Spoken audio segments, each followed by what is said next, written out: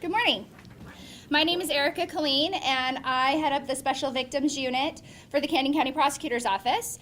I'm charged with prosecuting child physical and sexual abuse cases, as well as adult sexual assault crimes. I want to start by thanking everyone here today for helping shed light on this important but difficult issue. April is National Child Abuse Prevention Month, as well as Sexual Assault Prevention Month. And we are here today to launch Canyon County's third annual Child Abuse Prevention and Awareness Days. Before I ask Commissioner Dale to read the proclamation, I'd like to take a moment to talk about what those of us on the front line deal with when we handle these cases. We deal with children, often very young children, who are victims. As sad as it sounds, these children make the perfect victims. They are often easily manipulated by their abusers, individuals who are generally in a position of trust and authority. Many times they're afraid to disclose because of the threats that the offender has made, threats that the offender will go to jail, or threats against the child or their family.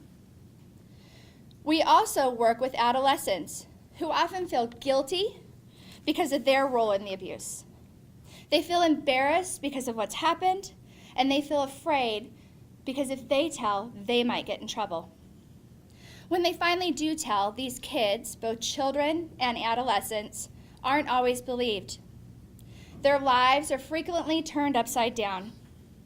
The teenagers are, at times, ridiculed at school. Sometimes these victims end up in foster care. Yet through it all, they endure. They find a courage inside them that, time and again, amazes me. They testify in court, afraid yet strong, recounting some of the most horrible events, and they endure. It becomes our job as prosecutors, law enforcement, social workers, and a community to take a stand, to help these children do more than just endure. It's time to stand up for children. In the front of our podium and on the monitors, you see a sign that says #StandUpForChildrenIdaho. This is a statewide prevention movement. We encourage each and every one of you to take a sign, snap a selfie or a group shot, and post it on social media with the #StandUpForChildrenIdaho. In fact, at the end of this press conference today, we'll take a group picture. Show this town, this county, and this state that you support child abuse prevention. At this time, I'd ask Commissioner Dale to come over and read the proclamation. Thank you. Before I read this proclamation, I just want to say a heartfelt thank you to all of you who work with this issue every day.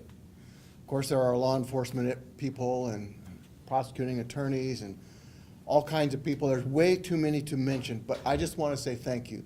It is a life's mission for some of you, and I know that you've given your lives for the protection of some of these who are the most vulnerable in our communities and our society. So thank you. Thank you, and may God bless you for the work that you are doing. I will now read this proclamation, Child Abuse Prevention and Awareness Month.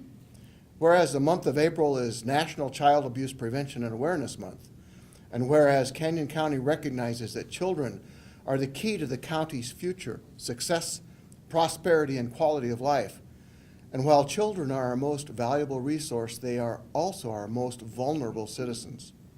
And whereas every child deserves to grow up in a healthy, safe, nurturing environment and have an opportunity to thrive. Whereas child abuse and neglect causes psychological, emotional, and physical harm which can create lifelong problems for victims of abuse. And whereas effective child abuse prevention strategies succeed because of the partnerships created among citizens, human service agencies, schools, faith communities, healthcare providers, civic organizations, law enforcement agencies, prosecutors' offices, and the business community, and by recognizing that prevention starts with each of us. And whereas Canyon County, in encouraging citizens throughout the county to display pinwheels, a happy symbol of childhood during the month of April as part of the Pinwheels for Prevention. Try that a few times. Pinwheels for Prevention campaign to create awareness of the need to prevent child abuse and neglect. Now therefore, we, the Canyon County Board of Commissioners, the Caldwell City Mayor, Nampa City Mayor, and Middleton City Mayor do hereby proclaim April as Child Abuse Prevention and Awareness Month and call upon all citizens, community agencies, faith groups, medical facilities, elected leaders, and businesses to increase their participation in our efforts to support families, thereby preventing child abuse and strengthening the communities in which we live throughout the year, and especially in the month of April 2017. Thank you. Sure. Good morning. First and foremost, I want to thank Erica and the Prosecuting Attorney's Office for the work they do, have done, and continue to do. I don't think you're going to find a stronger Prosecuting Attorney's Office, or specifically a stronger Deputy Prosecuting Attorney, to lead the charge than Erica Colleen. And she has done tremendous things over the years. All of us in law enforcement, all of us with the Prosecuting Attorney's Office, have had experiences in these types of cases, bringing these cases to trial, bringing these cases to review by the prosecutors. And this office is really an example, a shining example of what it means to stand cohesively, collaboratively in the face of this tremendous danger and onslaught of our most vulnerable, as Tom said, to our children. So thank you so much for the work you do. And of course, also represented is the Family Justice Center of Nampa and the mayor and the support that they have over there for our victims to come forward at any time, day or night, under sexual assault or child abuse. Couldn't be more important for the work that you do. So I want to just say that I stand united with my fellow law enforcement officers, of course the chief, and our prosecuting attorney's office in everything that we do and we will continue to do to stand up for these children and these people who have had their voice taken away. So thank you. Sure. Imagine, if you can, you're a brand new mom. You have this little helpless 2.5-year-old that you and his father are caring for. Then, unexplainably, your precious baby boy gets sick. He becomes lethargic, he's not feeding well, and he starts vomiting. You take this little baby of yours to the hospital, and hours later you discover that his father violently shook him and broke both of his legs. On March 7th, 2007, this became a reality for Michelle Nicol. This woman is one of the most amazing mothers I've ever met. Her family at the time all lived in Washington. She was alone, taking care of this baby with so many medical needs. She was working nights, staying up all day with her son. The victim witness coordinator, Jackie, and I begged her, please, just go back home to Washington. The criminal case will take care of itself. And she refused. She said that all of her son's doctors were here, and that's who he needed to be seen by. She told us that she'd find a way on her own, and she did. She never missed an appointment, not one in my office and not one with the doctors.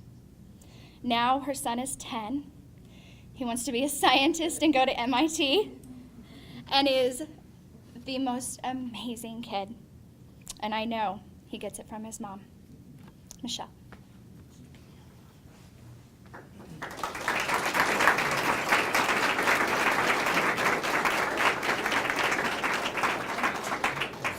So I wasn't gonna cry, but this is what waterproof mascara is for.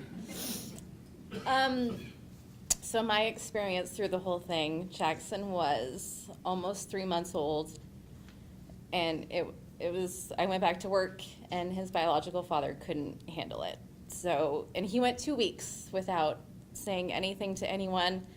Jackson started having seizures, he started vomiting, we took him to the hospital, he was 88 degrees, he wasn't breathing on his own, and all I could do was just stand there and watch. And the doctors called me over and they said, you need to talk to him, and all I said was, I love you, Jackson, and he twitched, and he was alive, and that's all that mattered to me. So we went to the hospital in Boise, and the doctors told us that he had calcium deposits all over his legs that had already healed from being broken and us not knowing. So they had to bring CPS in. There was a bunch of police officers, there was a bunch of detectives. Angela Weeks is amazing. I wish she was here because she helped me in the hospital a lot.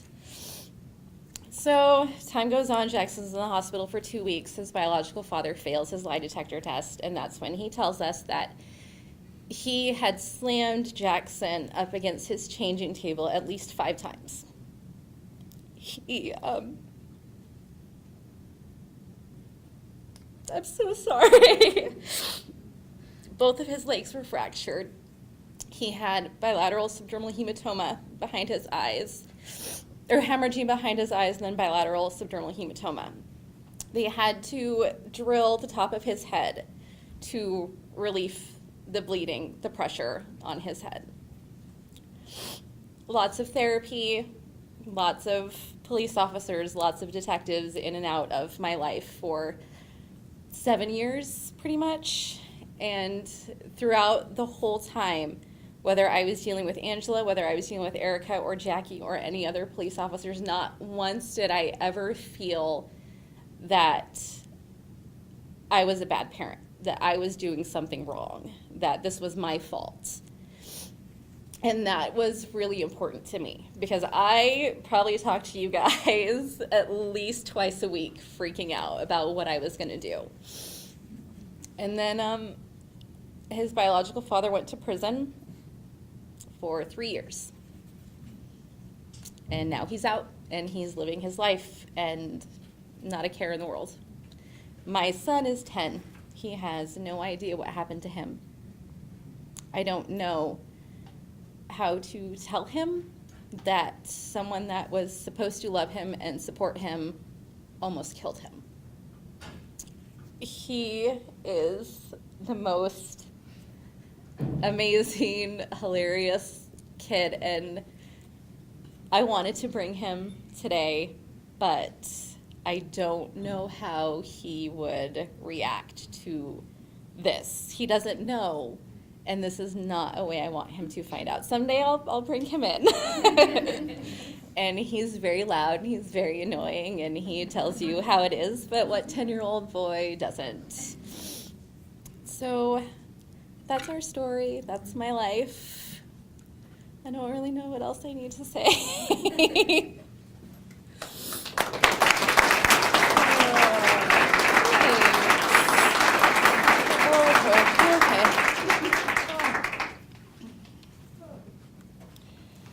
As I said, she and her son and Jackson's dad now, Jeremy, are amazing people who just go above and beyond. So, Michelle.